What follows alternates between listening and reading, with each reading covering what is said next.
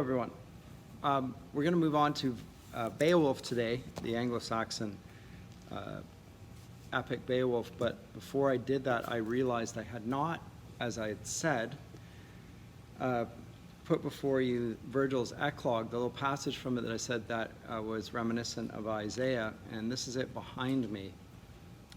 And I said this is one of the reasons why Virgil was so well regarded by the Christian world, even though he was not himself one. And in Dante, and I didn't mention this last time, in the Purgatorio, was mentioned to, through his writings, to have brought another epic poet by the name of Statius to faith in Christ, not through reading the Gospels, but through reading Virgil. And he said that Virgil was like a man who had a light behind his back, a lamp behind his own back. He didn't see the light, but he led others to Christ through that light. And the light that is being referred to is in this poem, Eclogues. And this is the fourth eclogue, but this is the passage concerned. Let's see, by Virgil, somewhere 37 BC, thereabouts. And just this little snippet, I'll just read it, and then, as I say, if you know Isaiah at all, the passage concerned, it will immediately jump to mind. But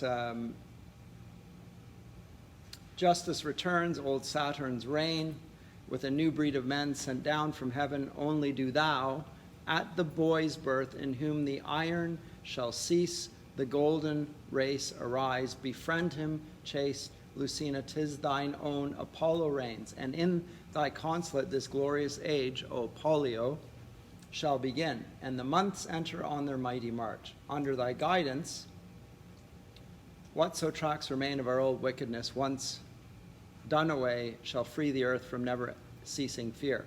He shall receive the life of gods,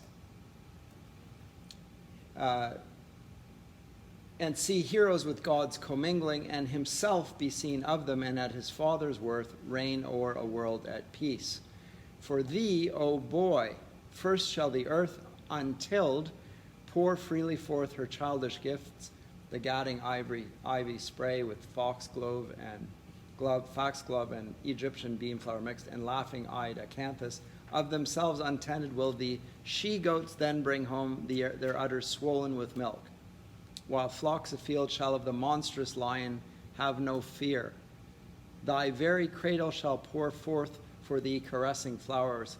The serpent too shall die. Die shall the treacherous poison plant, and far and wide Assyrian spices spring.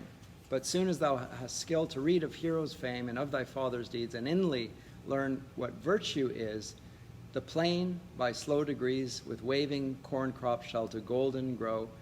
From the wild briar shall hang the blushing grape, and stubborn oaks sweat honeydew,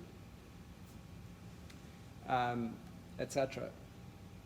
And all of this is taken in some sense as prophetic of the Christ child who shall be crush the serpent's head, be like the time when a lion will lie down with a lamb, etc., etc. So that whole passage in Virgil's eclogue, which goes on at great length, is seen as a prophecy of Christ's birth, 37 BC, by later writers. And the poet, as I say, the Christian epic poet Statius refers to having read this as the way by which he came to faith. And influential, this passage in later literature as well, but this is one of the reasons why Virgil was taken to be Dante's own guide, not just because of his status as an epic poet, but because in some ways he had a light within him which he himself could not see, but led others through it. Anyway, take of that what you will. I hadn't read the passage I said I would, and so there, I'll put it up on our website, which I said I would do as well. Today we're going to look at Seamus Heaney's translation of Beowulf. I don't need to say too much about Seamus Heaney, although he is a Nobel Prize-winning poet from Ireland. And his translation here is pretty good. we could have chosen Tolkien's translation of Beowulf. It's a little bit more expensive, so I just didn't do it. But Tolkien is interesting, and I should mention this, for having argued that this deserved to be considered an epic and deserved to be read as a great poem alongside the sorts of Latin and Greek epics that we've already looked at. He was arguing it as an Anglo-Saxon scholar. He read this as a young man and as a translator. I think he produced a translation when he was 37, might be wrong on the date. But he read it when he was a young man, and he saw something here of an epic here. Now, when I say that, you're going to note immediately it doesn't have many of the features of the epic that we've seen in the Greek and Roman periods. There is no invocation of the muse. It doesn't really begin in the middle of things. There is no council of the gods, right? We don't have the gods talking about what's going on and intervening and directing events. But it is a long narrative poem. There is a hero. The hero goes down to the underworld and comes back up. The hero has great opponents. 3, in fact. There are 3 sort of passages there. And it is grand in a way that deserves at least the comparison to being an epic. But it doesn't have the features of the Greco-Roman epic. So I have to say that at the outset. That is certainly the case. It's probably written around 700 AD, thereabouts. Scholars have debated this when it was written. We're not sure. We don't know who the author is. So it's an anonymous poem, and probably was in circulation as an oral poem before that for some time. So the scholars say. I'm not an Anglo-Saxonist. But it has the marks of an oral poem. And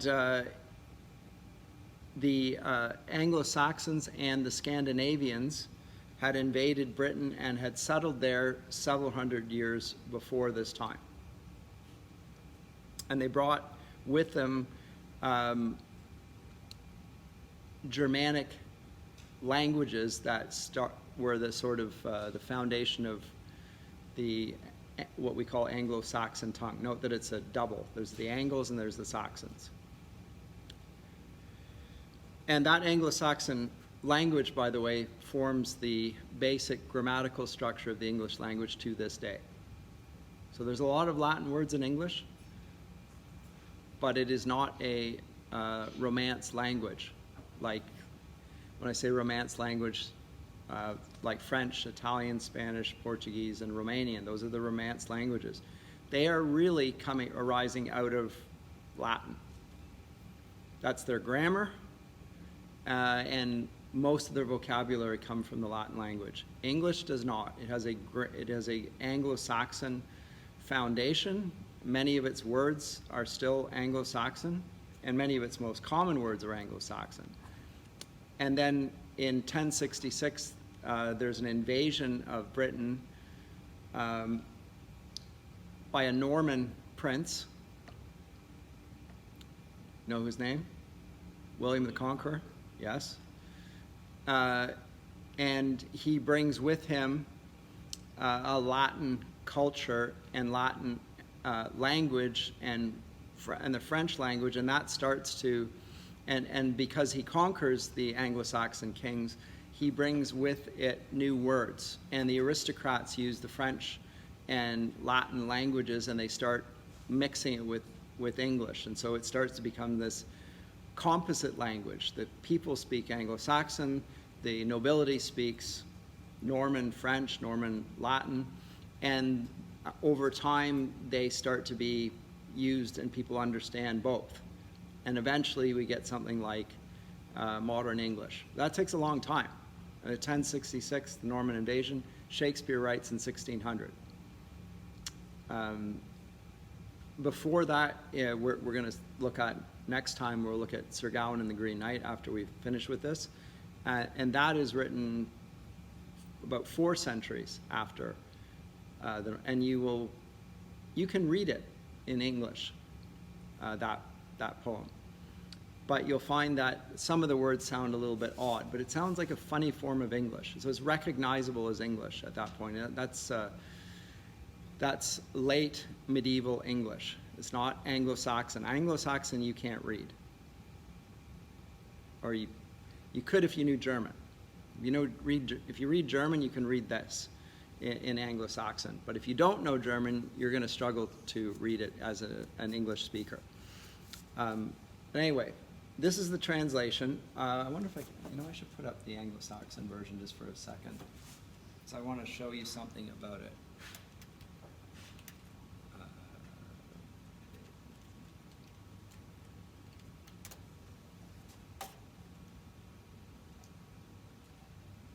Is this in?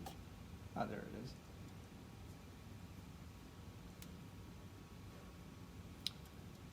I'm not going to offend you by reading this, my terrible translation.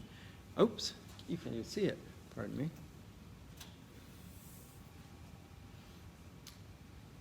This is Anglo-Saxon. Can you read it? No. What you will note here is there are certain features of this. It's a poem, first of all. You can see that it's written in verse form.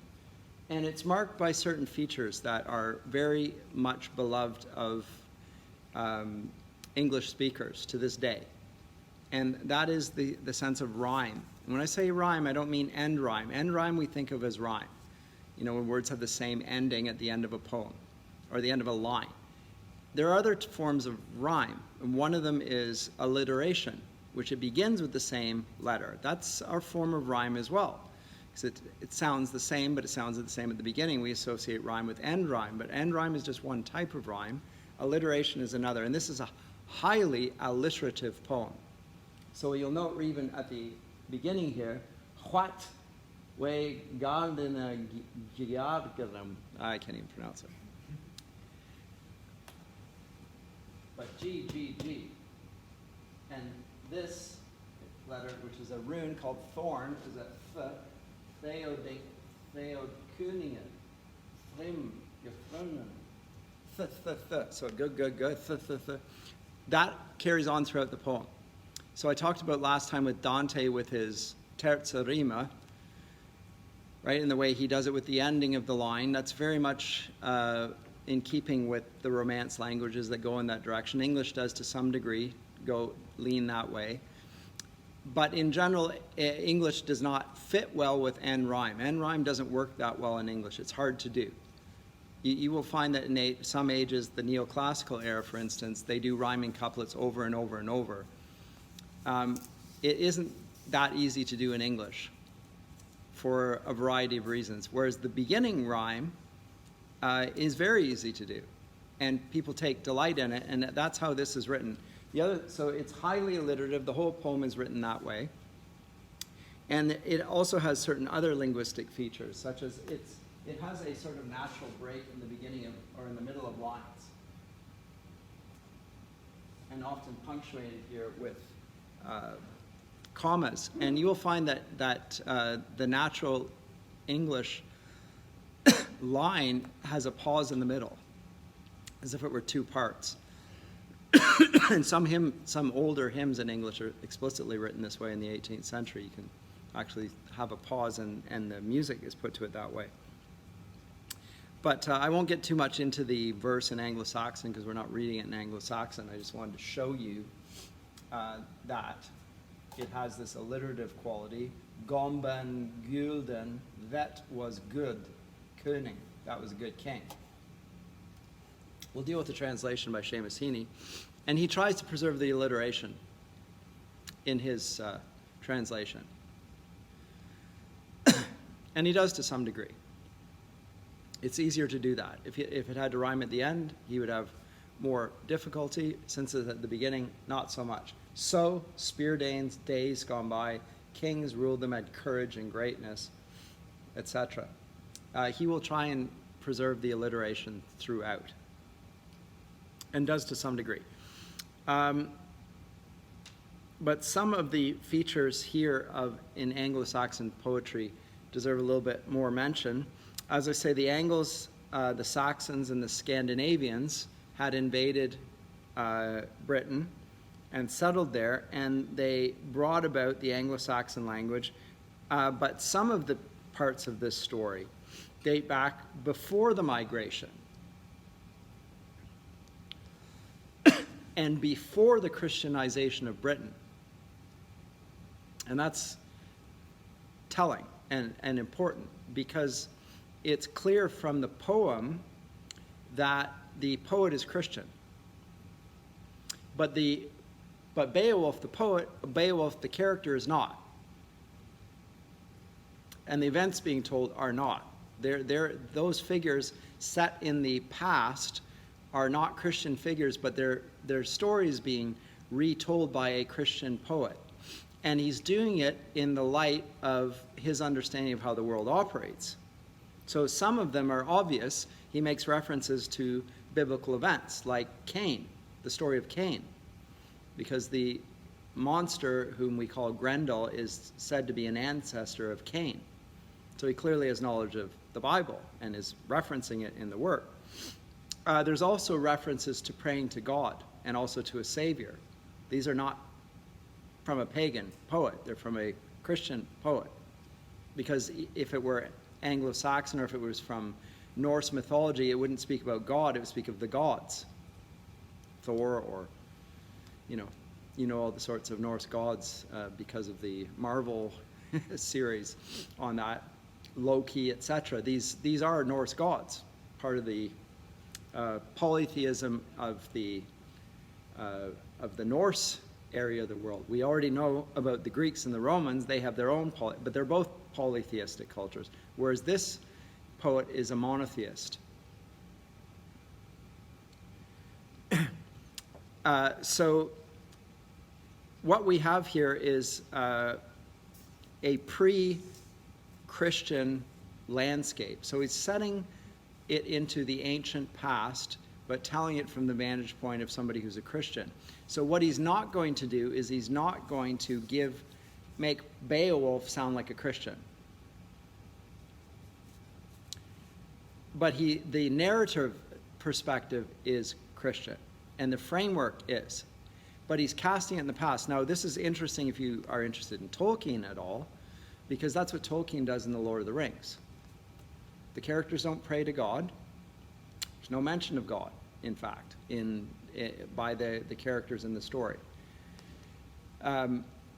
He's cast it deep into the past before the light of the gospel comes to transform his culture, and yet he's presenting it in a story which makes sense from a Christian perspective. He's doing it for his contemporary audience to make them see how God's ways have always been seen, even in the past. So justice was understood in the ancient world, and injustice and monstrosity and good character and evil, these things were present in the ancient world, and they were opposed by good men like Beowulf. He opposed the evil of his day. So it is very much clear in its presentation of what theologians would call natural theology. The pagans know good and evil. They know what justice and injustice are. The good fight for justice, they fight against injustice. Good kings try to preserve the public good. Evil creatures, evil empires, evil people try to destroy that through an act that we will call injustice. It isn't until the contemporary period, when I say contemporary, I'm talking about right now, where the ancient world will be presented as being lawless and without any sense of the moral law whatsoever. What am I thinking here? I'm thinking of Game of Thrones, where there are good characters and there are evil characters. The evil characters do very well. The good characters get killed. And in general, unrighteousness reigns, and that's portrayed as being the way things simply are. It's highly cynical. Even the good characters are cynical in their motivations. That is an inaccurate portrait of the ancient world, in my reading of it. I'm not, again, an expert in Anglo-Saxon, but I do know something about ancient literature and medieval literature for that matter. They don't have the view that Game of Thrones presents about the medieval ages. They just simply don't. So I see it as a sort of propaganda. They're going to say that notions of civility, notions of moral goodness and evil are a late development brought about by Christianity, but not really true of human nature. Human nature is really fundamentally immoral, and might has always made right. That's not the perspective of the poet here. The perspective here is to look into the past and to find pre-Christian figures that stand for the good. And in the case of this poem, these are historical figures. It's not a historical tale, but he connects it to various historical figures in the Swedish and Danish royal family. So they're actually people who had these names in the poet. And around the end of the 6th century, just so you know, that's when these cultures converted to Christianity. So that's why people suggest that the timeline for when this is supposed to take place is sometime before that. And it was written after that, because the poet has to be Christian, and the culture he's describing has to be before that. So the setting is somewhere before the 5th century AD, whereas the poet is writing after the conversion, widespread conversion of the Angles, the Saxons, the Scandinavians, etc.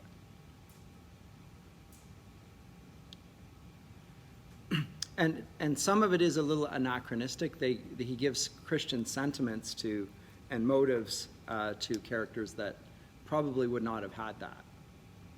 Exactly. But interesting. And the one thing that we note about it is that there's an honor code. This is very Germanic. And is very rigorously enforced. There are certain things that are sacrosanct in which you do, and a few of them are already familiar to you from Tolkien, if you have followed Tolkien. One is the importance of oaths. Right? Think of the Lord of the Rings. Those, the oath breakers are the ones that are in the paths of the dead. These are the ones who pledged loyalty to, was it Elendil or whatever, but broke their oath and are thereby cursed with this. In the Germanic cultures, being true to your word is very important in a way that we don't see in the Greek and the Roman period, right? We know in Odysseus, he lies all the time. And it's seen in some sense to mirror the path of wisdom, because Odysseus represents wisdom.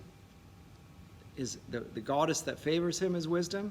He acts in accordance with her character. So the reason why Odysseus has to come home and to succeed in his voyage is you cannot have a man who represents wisdom end up with a foolish outcome in life. He has to succeed, right? Because he is the demonstration that wisdom is the way to live your life. So he has to come back home. He can't just be lost. He represents more than simply a man coming home to his family. He represents wisdom being the path of life that you, the reader, should follow. Whereas here, Beowulf is a man of his word. And he says, and he speaks pretty straight, talks straight. And he gives gifts to those who are loyal to him as well, and chiefly in the form of things like rings. Rings are given as a sign of fidelity and a sign of troth. This will be even more strongly when we come to Sir Gawain and the Green Knight. You'll see this word troth. Troth is a pledge of loyalty, from which we get the word truth, by the way, in English, truth. But it's an old word, Anglo-Saxon word, that has notions of doing what you say you're going to do. Your word is your bond. Anglo-Saxon, truth-telling, being straight, is very much part of the culture, the virtue culture there. Not so much in the Greco-Roman world or even the Mediterranean world. Not so much so, but in the Germanic, very much so. You will do as you say you're going to do, and you'll be straight about it. You think the Germans are like that? The Dutch are even more so.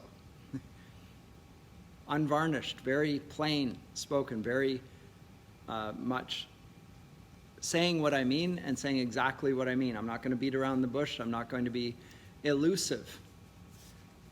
You know, I'm not going to touch my nose this way if I can go around and do it this way. You know, reach around my head. That's how the Greeks will do it. I'll come around about it and I will say it, but I'm going to say it in a way that won't offend you. I'm going to be artful, slippery, a little bit careful. The Anglo-Saxons are more in your face. There it is. Right? It's part of the culture. And with it, there's also an honor code. And shame. So if you dishonor a man, now it will bear in common with many honor cultures, including those of Asia, where honor codes are everything. Right? If you dishonor somebody, this is a grievous offense that needs to be dealt with so that the honor can be restored. Same thing here.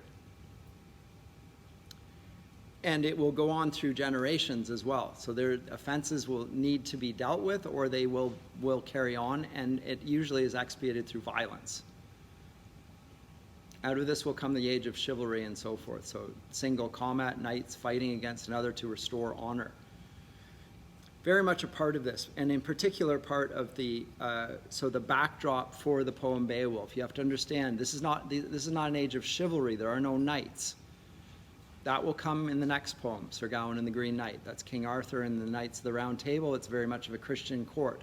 No chivalry here, but an age, a culture where honor is preserved and loyalty across to your liege lord, whoever that is, whether it's the king or whether it's just simply a ruler of some sort, and you pledge your allegiance to him, and he promises to reward you in kind, and rings are given. This is a ring, this is our bond. And that's passed on to the institution of marriage, where we exchange rings now as a sort of convention established in our culture. That's very much of an Anglo-Saxon thing. It's funny, it's not the same in every European country even, but very much so in some. So those are the first things here, and the feudal arrangement is very important. The kings, what do they want from their subject? They want bravery, and they want loyalty. And in return, they give treasure. If you're loyal to me and you're brave, I will reward you. I will look after you. And the Mead Hall, where we're going to find, and here it's so famous, a Mead Hall. Mead is honey that's been alcoholized, so that it's like beer, but it's made from honey. It's a sweet, fermented drink. The warriors will gather in these mead halls and drink, and they will tell stories of great heroes of the past. And so it's a bit like we find in the Odyssey, right, where the whole community gathers, and there's a singer who strums his lyre and sings the story of Odysseus and his companions and so forth. Right? And they gather around, and it educates them in what? Virtue. Here's how you are to behave. And we're going to celebrate that man of days of yore, etc. And so they will gather in the mead halls. They'll drink their drinks. Think of the king of the Golden Hall, Theoden, in the Lord of the Rings. If this is at all familiar, I don't know if it is or not. Do you know Lord of the Rings that well? Okay, some do. Okay. But these men, the Rohirrim, the horsemen, they have long benches, and they sit around them. They've got their beer there, whatever. Here it's not beer, it's, as I say, mead. Same function. And they eat, drink, they are merry, they boast, they tell stories, and their lord gives gifts to the thanes who are loyal. And we'll see that happening here as well. So there's a very much of an honor culture, and it gathers around the Heorot. Heorot is the name of this famous mead hall, Heorot. Has a name. And it's a place of civilization. So civilization is surrounding the Heorot, or the mead hall. It sounds like a funny place, but you can see, based on what I've just said about the culture, why it would be the place of civilization, because this is the place where heroes will push back the darkness of the world, and men of honor will keep the shame and the barbarity of the world from destroying their land.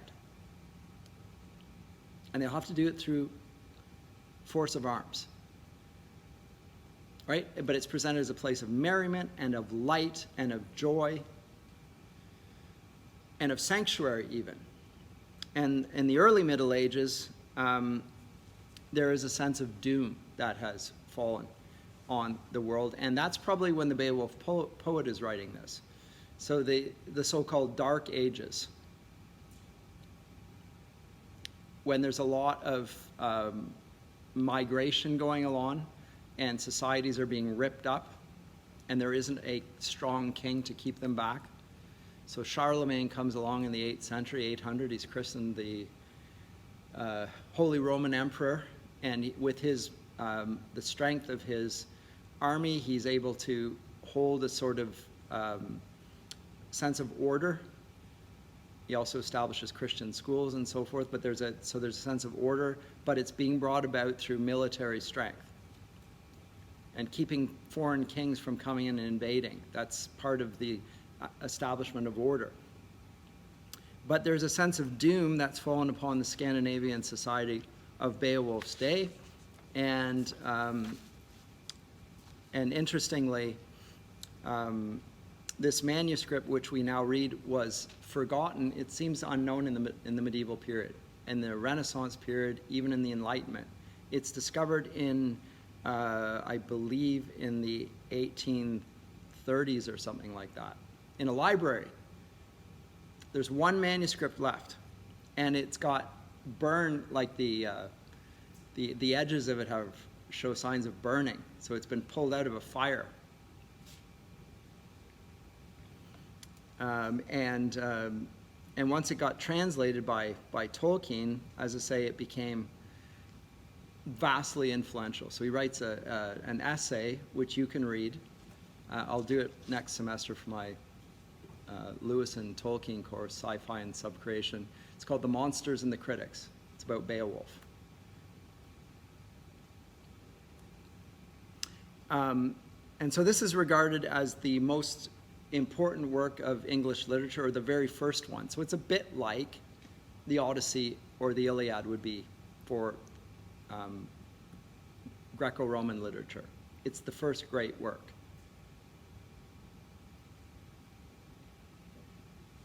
But it doesn't, as I say, because it's not read in the medieval period, it's sort of lost, it's put in a library. It doesn't have any significant influence on, say, Chaucer or Shakespeare or Milton, or they don't know about this poem. So it's not influential in that sense. It's more because it represents a certain greatness in English writing, which Tolkien argues was lost because this poem wasn't read. If it had been read, how much would have the culture been changed by it?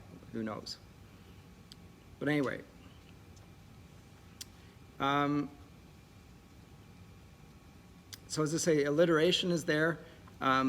Each half of the Anglo-Saxon line contains 2 syllables. I should have said that as well. You'll find that throughout there, they are Könige, drum, gefronen. So there's 4 stresses per line. So in addition to alliteration, and there are 2 on one side and 2 on the other. So that preserves a sort of a rhythm about the poem throughout. And that allows you to recount it.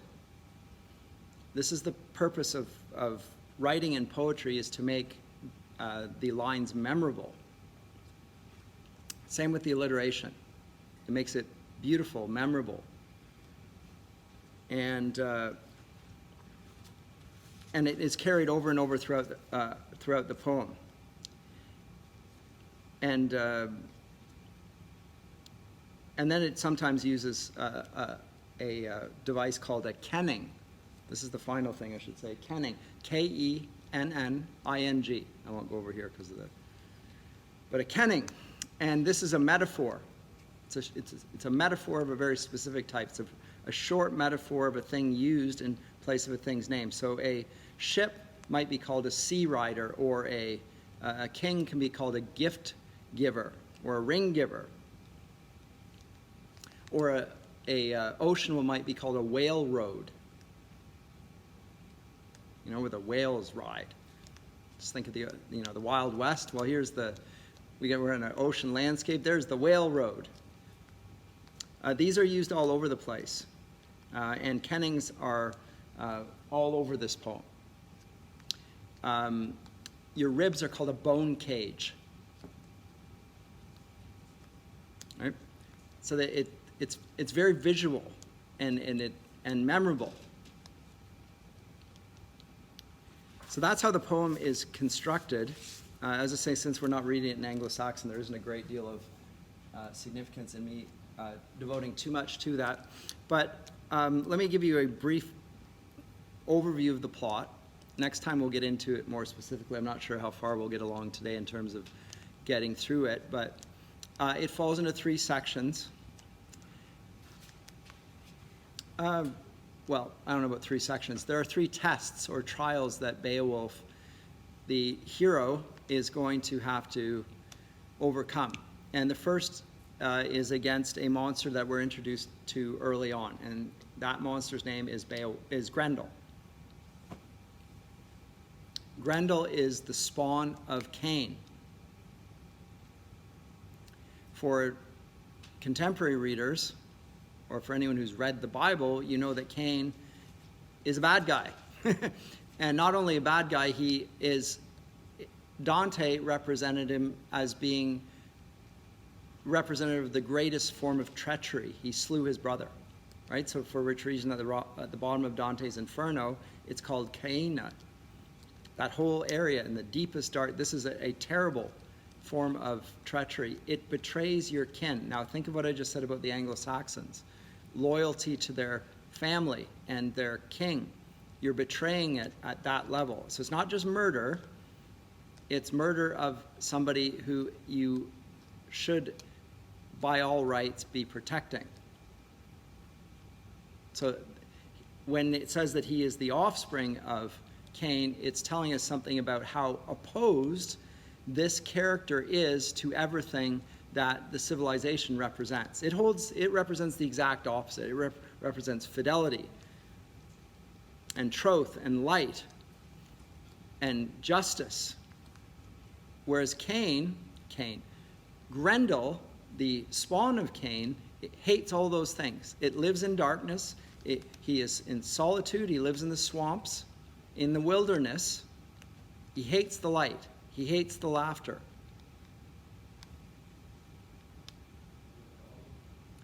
No, probably not Gollum. No. But you can see there's an aspect to Gollum that is in Beowulf or in Grendel for sure. And because in the case of Gollum, if you want to talk about the Lord of the Rings, this was once a good creature who's gone astray, whereas here we don't get any sense of that. Grendel, we have no sense that Grendel was ever good. It's not talking about a time when Gollum was Smeagol. Right? When he was early, he was Smeagol, and he had a brother named Deagle, and then he killed his brother, right? He slew his brother. Or his cousin. And that brought about, and how did he do it? In order to get a ring. See the connection in the story. And the ring, which represents a sort of troth and fidelity, broke his fidelity and broke his word, and he ended up lying to retain the ring and so forth, and the ring ended up eating him up. Tolkien's theologizing on this story. He's giving a further substance to it, but it is in this story for sure in some ways. But he's departed from it in the sense that, as I say, Grendel, we're not given any sense that Grendel was ever good. He's the offspring of Cain. And so it's presented less subtly than Tolkien. Tolkien is wanting to talk about there's a goodness in all created things. And the goodness gets perverted, and so this is how the good things can go become evil. That's part of the message of the Lord of the Rings from a Christian poet. Whereas here, even though it's a Christian poet, he doesn't want to make the same point about how there's evil in everyone because he has a different purpose. He wants to talk about, however, about radical evil in the world. There's a sort of evil in the world that is restless with malice. And why does Grendel hate them? Because he's evil. And that's the characteristic of evil. It hates. And it hates everything that's good. And he's been destroying, biting into, eating the people who, the brave men who reside in Heorot, which is pretty savage.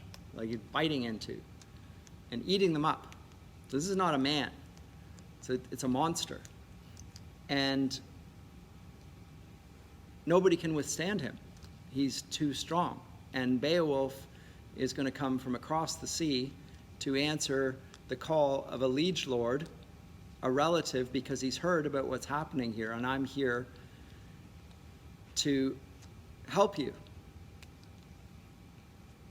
And then I'll get into that in a bit. But then so that's the first part. We'll come to that. We'll come to the leading up to the problem, because the problem is that Grendel has been destroying the kingdom of Denmark. And he will defeat him. But then we found out there's another monster. The other monster is Grendel's mother. He will square off against her. She is worse than her son. She resides in the underworld, at the bottom of the sea. He's going to dive down and have to go way, way down there and defeat her. But he finds that what worked with Grendel is not going to work with his mother. He can't defeat her quite so easily. He's not stronger than she is, whereas he was stronger than Grendel. Got his hands into him, and he just literally tore his shoulder off his arm, which is pretty cool. Pulled it right out, pop, pop, pop, right off the shoulder, and then it goes up on the wall, trophy, the arm, the claw. Grendel's mother, that's not working. She is as strong as he is. He ends up having to defeat her by a different means. I'll come to the different types of opponents and talk about the virtues of the king being represented or not the king in the case of Beowulf at the beginning. But the third fight is 40 years later, and Beowulf is no longer a young warrior in the bloom of his youth with all of his strength. He's now an old man. He's 40 years older. He's the king. He's no longer fighting for a king. He is the king. And the opponent that he fights against is the greatest of all three. It is a dragon. It represents a different order of evil altogether. Not something that you really can defeat. It's almost impossible to defeat a dragon and survive. And there's no way of understanding it. It's malicious. The evil that the dragon represents is incalculable. You can't, it just hates you. And it's the greatest threat of all. And he's the king. And if the king is destroyed, the kingdom is exposed. Not now to the dragon or monsters, but to other countries. And the conclusion of the story is very ambiguous. The king dies, lays down his life to save his kingdom, but now the kingdom has no king. And without a king, a strong king, the other countries around are going to invade and destroy the kingdom that he's just saved. The poem ends with the dragon being slain, but Beowulf himself being dealt a mortal wound and dying. And then the question is whether evil is not going to overcome the good in the end, after all.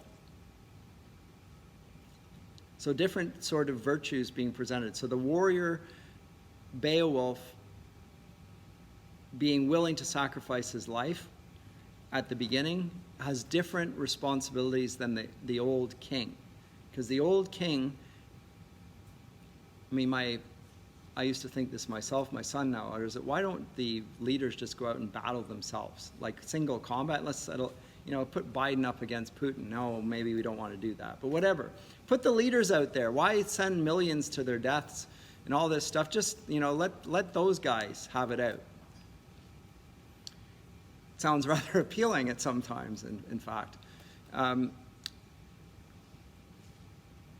But in the ancient world, this would happen in Greco-Roman times, where you would get a leader riding out in battle.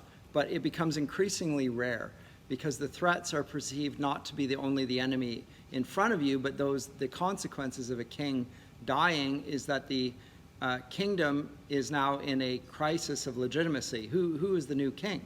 And everyone knows that when a king is overthrown, that there's a power struggle for who is going to succeed the king. Even if he has young sons or even older sons, there's still a sense, has this man yet, are we afraid of this son? Will we honor the king in the same way we honored his father? If there's not a passing on, a peaceful transition of power, then there's a power struggle that ensues. And if the king is killed, then it definitely ensues. And the person who killed the king will claim that it's his kingdom now. And who's going to fight off the invader after all the king's just been killed? So it creates a civilizational challenge. So the king does not want to risk his life, not because he's a coward, but because he realizes that there's more than one enemy. There's not just the enemy that's coming out towards me in battle, but there's also the consequences if I leave my position without anybody to replace me. And nobody is there to replace me immediately, because otherwise that person would be a threat to my own power right now. But it takes time, right? So you have to pass on the authority of the state in a way that everybody within it will recognize. And Beowulf does not do that in the end. He goes out as if he were a young man in battle. Is this a brave thing to do, or is it a foolish thing to do? The story begins with an old king who doesn't want to face Grendel himself because he's wise. But he doesn't know what to do because he can't stop Grendel from destroying his kingdom. It's not because he's a coward. It's because he realized that there's more than one threat.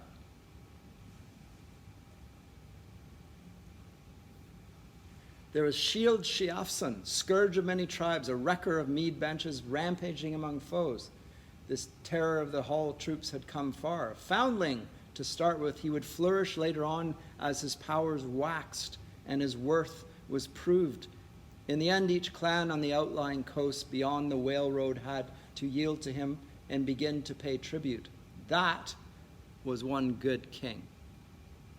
Afterwards, a boy child was born of Shield, a cub in the yard, a comfort sent by God to that nation. Note, sent by God. He knew what he'd been told, the old times, the long times and troubles they'd come through without a leader. So the Lord of life, the glorious Almighty, made this man renowned. Shield had fathered a famous son.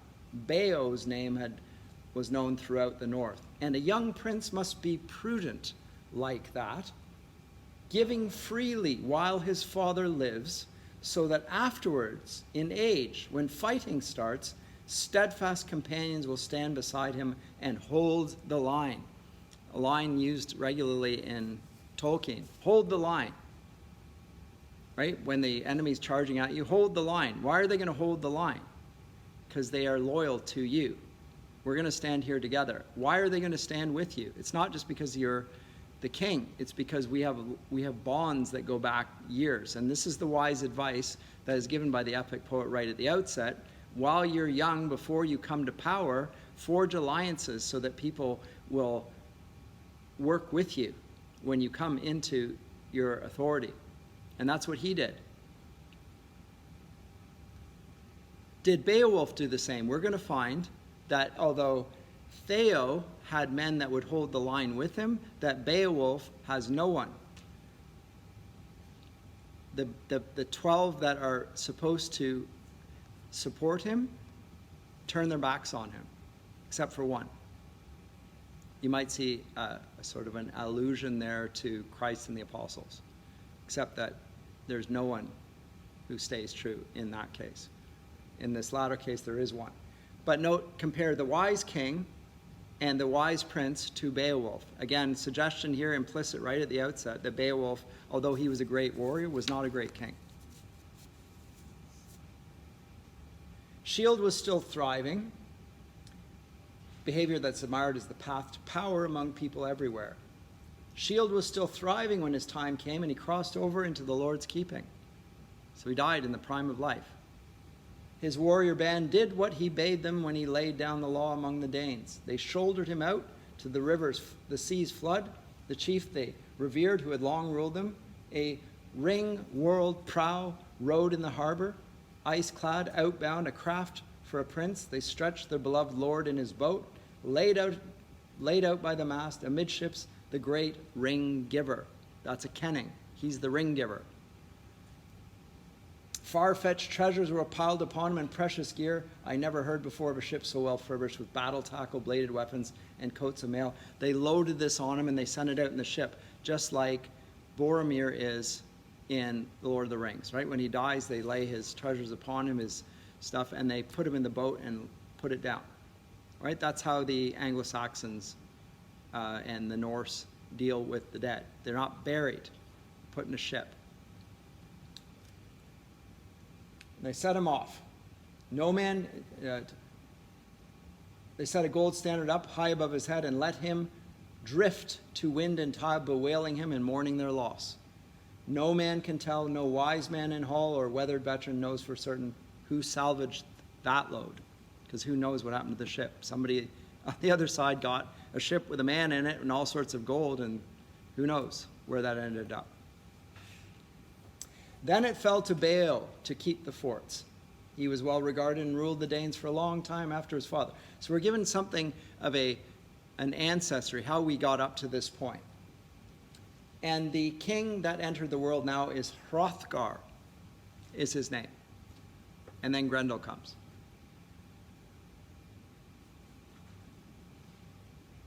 The fortunes of war favored Hrothgar. Friends and kinsmen flocked to his ranks, young followers, a force that grew to be a mighty army. He was a very successful king. And he would dispense his God-given gifts to young and old. So note he's generous. He's a good king. He doesn't fleece them for taxes. He gives them of his own wealth. This is a way to forge alliances. This is a wise way to rule. But not the common land or people's lives. There shows he's justice. He doesn't give the common land away where all the people can farm. There's a common possessions where people, if you have a cow, you can take your cow out there and they can graze off the land. That's common. You don't give that away because it will impoverish everyone. So don't give away the common goods, and don't sacrifice your people's lives to foreign wars and so forth. Good king.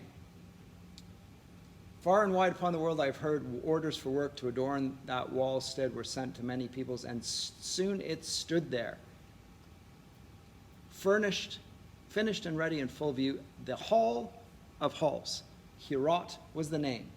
He had settled on it, whose utterance was law. Nor did he renege, but doled out rings and torques at the table. So the rings, you know, the torques is not a necklace, but some sort of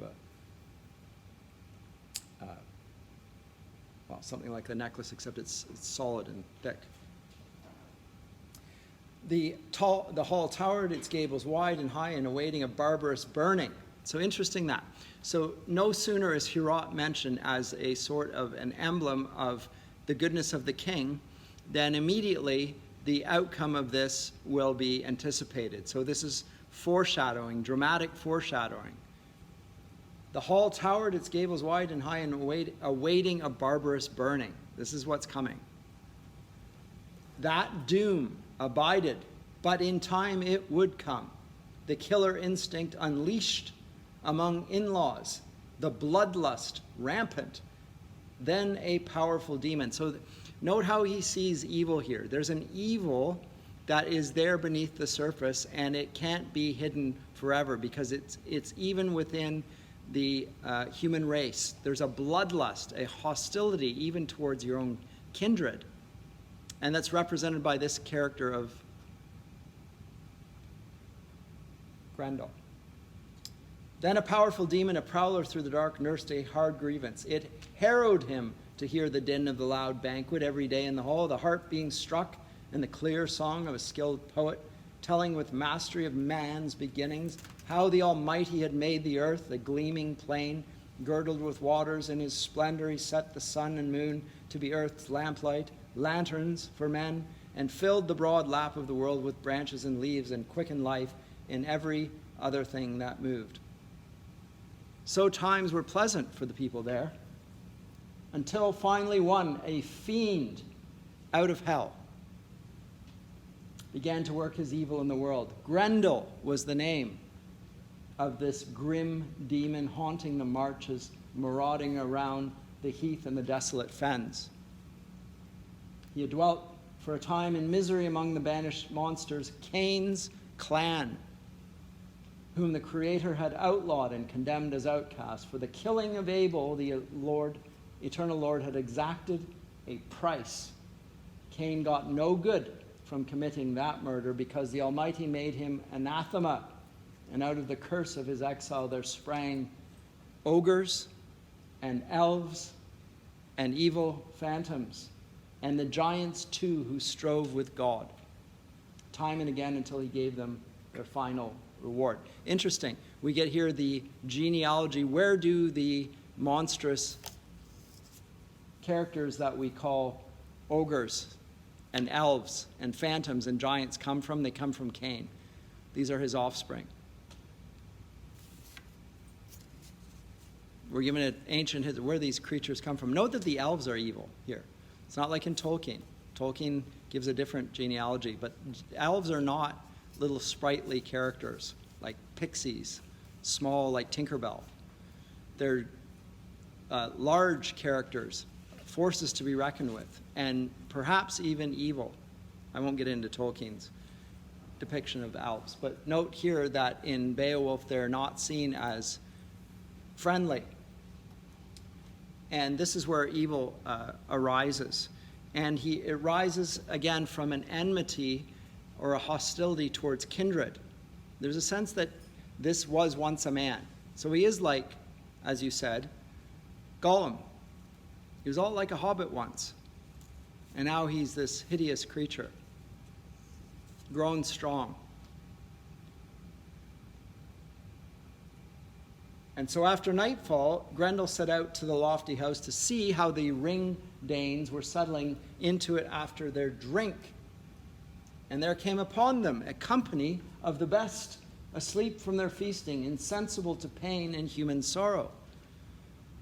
Not so much to drink. Suddenly then, the God-cursed brute was creating havoc. Greedy and grim, he grabbed 30 men from their resting places and rushed to his lair, flushed up and inflamed from the raid, blundering back with the butchered corpses. So you get the sense of the strength and the ferocity and the inhumanity and the restless malice of Grendel to be able to grab 30 men and then go back and slaughter them and feast on them. If you remember the Cyclops who ate some of Odysseus' men, there was a couple. He smashed them. Cannibal, barbarous. Here we have 30. Savage, horrible. But what we get here, which we don't get, think of the Odyssey, is a sense of good and evil. There's not the good side and the bad side. There's no sense that one represents a good side and the other a bad side per se. There is a figure that represents civilization and the good, and that's Odysseus and his men. And the code of chivalry is not there yet, but the code of hospitality is. Chivalry will pick up the code of hospitality as a Christian virtue as well. But it won't present the Polyphemus, the Cyclops, as evil. That's our reading of it. Odysseus' judgment is that he is against the gods because the gods revere hospitality. And if you do this, the gods will be angry with him. And he laughs. He says, I don't care about the gods. Because by the gods, he means Zeus. And guess what? My father is also a god, his brother. I don't care what Zeus says. Here we have a unified sense of God. And God is opposed to this conduct across the board and punishes it accordingly. But in a polytheistic universe, there's your local deity, and then there's the other deity, and this deity may be fighting with that deity, and so you can breach those rules. As I say, for the Greeks, everyone should act as if Zeus were ruling the roost. But if you're Poseidon's son, you beg to differ, and so you can act that way. But note that Poseidon's son, Polyphemus, was also solitary. He didn't live, they didn't have common goods, they didn't meet in public, they lived in caves on their own. Very similar to this, but without the moral judgment that comes with it. That's very much of a Christian lens.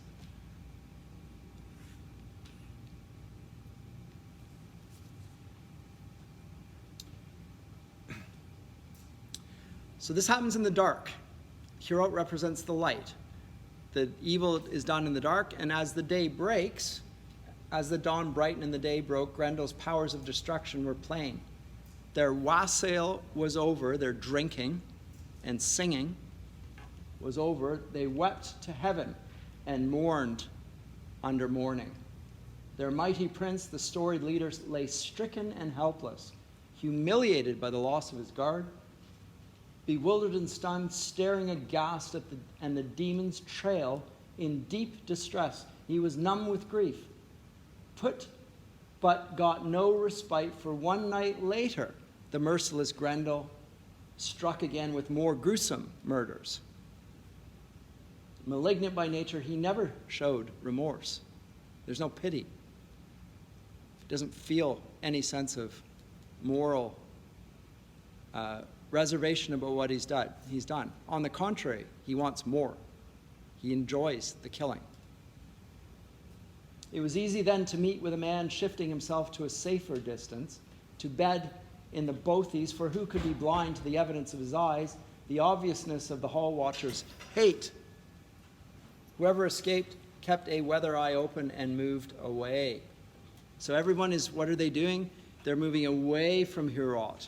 Before they would gather there because this is the place of safety, of troth, of fellowship, of joy.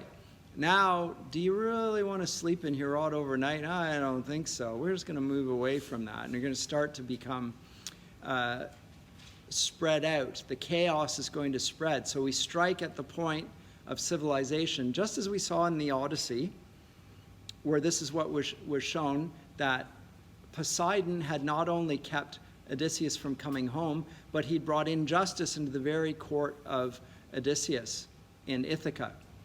And the suitors outstayed their welcome and presumed upon the hospitality of Odysseus, so they were eating him out of house and home. So it's the same sort of illustration. What's the consequence of injustice? More injustice. It gets worse and worse and worse. And now the gathered justice and civilization that assembled in Herod is starting to fray. People are moving away. And the king can do nothing. And they know that, and that's why they move away. He's not able to defend his kingdom. All were endangered, young and old, were hunted down by that dark death shadow who lurked and swooped in the long nights on the misty moors. Nobody knows where these reavers from hell roam on their errands. So Grendel waged his lonely war, inflicting constant cruelties on the people, atrocious hurt.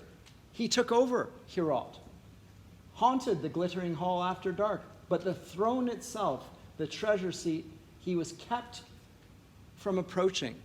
He was the Lord's outcast. How was he kept from it? Not by Hrothgar. God had somehow preserved that. Somehow. And there's a sense now that God intervenes in the plot. It's not said so, but he's kept from doing that. And again, how?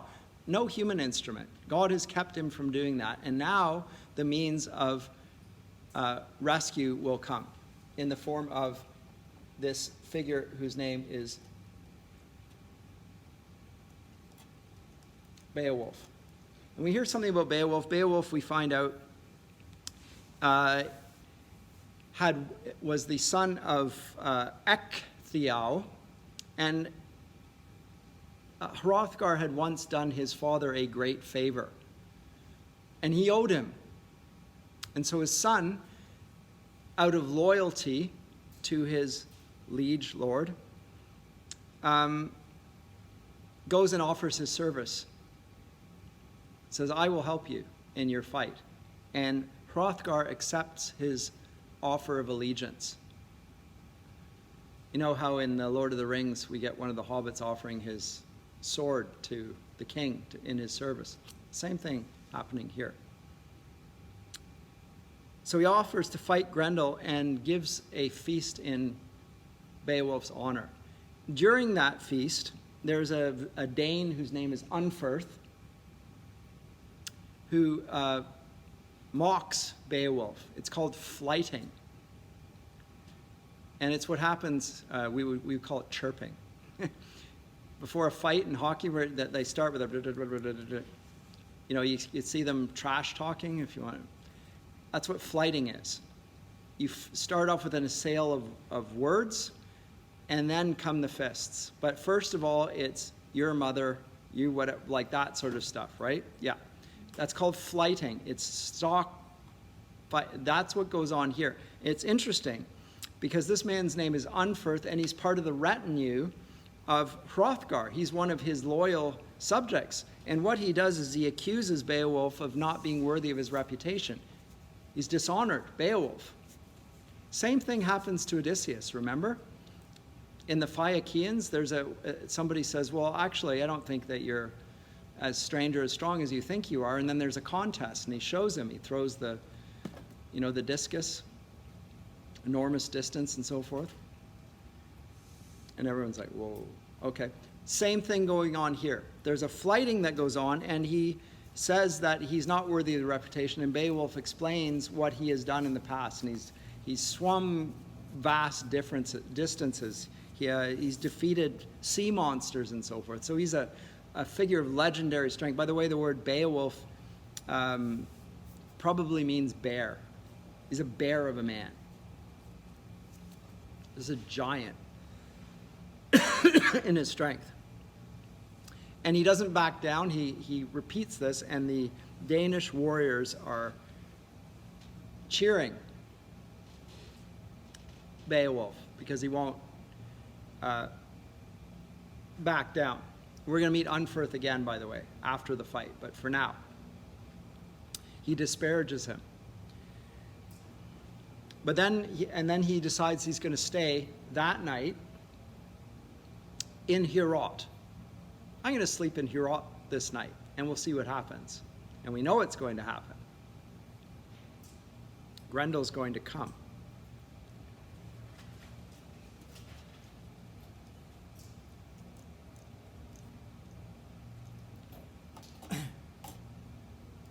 He unlocked his word hoard, his vocabulary, a kenning.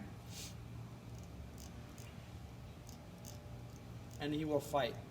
So I think next time I'm going to pick it up with the fight of Grendel. I want to look at the three fights, but I wanted at the beginning to juxtapose the young man Beowulf, very much using the strength of his arm out of loyalty to his father's benefactor. He's going to repay the oath of loyalty. And he's very much of a legendary, heroic figure. But again, he's a man of his word. Very straight in his speech. And he is going to fight the enemy of Hrothgar and defend with it not just his father's friends or benefactors' kingdom, but also defend civilization against evil. So this is very much of a story of good and evil, in a way that it was not in the Odyssey, and it was not even in Virgil's Aeneid. The Roman Empire was considered to be a good thing. It was the rule of law, the rule of order, the peace of Rome, but it was not presented as good versus evil. Everyone else who's not Roman is not evil. Whereas here it is, the enemy is actually evil. So there's a moral character to the description of opposition here that we don't find in the ancient Greco-Roman epic. Right? The other countries may do evil things, but they are not themselves evil. Whereas here they are. Now, when I say here, the other countries are not presented as evil. There are creatures that are called evil. They represent evil. So that's very interesting. Now, as I say, it has a moral register about it that is different than the Greco-Roman epics that we've looked at thus far. So strong emphasis here on two things that are needed in this society. One, you need a good king, and two, you need good warriors. And you do need both. They have very similar characteristics. They have to be courageous, they need to be loyal, they need to be selfless, they need to be strong in battle. But there are different roles there, and they don't, just because you're a good warrior doesn't make you a good king. Because a good king needs to put the needs of his people ahead of his own desire for glory.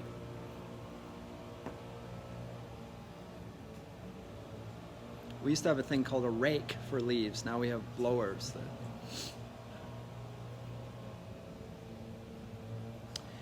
Good kings are generous with their gifts. They provide havens for others. They do things for the common good. They spend on Hirot. They build up civilization. Warriors don't do that. Warriors fight what's in front of them. Kings defend what's behind them. They work together, of course. But there's a greater purpose to the king's realm than that. And the warrior is often very selfish in his motivation. He wants personal glory. Note that in the Odyssey, Odysseus was after his own glory. Now, it happened to benefit the kingdom as well, but it was very much of a selfish pursuit, just like Achilles, the arete he was after.